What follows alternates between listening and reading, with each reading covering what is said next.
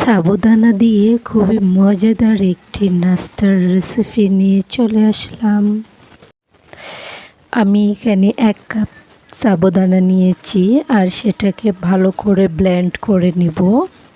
আবার তার সাথে অ্যাড করে দিব ধনেপাতা কুচি আর একটু চিলি ফ্লেক্স আর সামান্য কিছু লবণ। তারপরে হালকা কুসুম গরম পানি দিয়ে আমি একটা সুন্দর সফট ডো বানিয়ে নিব। সাবুদানা দিয়ে এই নাস্তাটা খেতে দারুণ লাগে।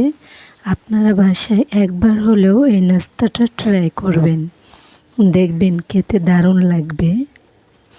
আমি এক এক করে সবগুলো রুটি বানিয়ে নেব আর সামান্য পরিমাণ তেলে এগুলো ভালো করে ভেজে নিব। ভিডিওটি যদি ভালো লেগে থাকে তাহলে কমেন্টে জানাবেন কেমন হয়েছে। সাবস্ক্রাইব করে পাশে থাকবেন।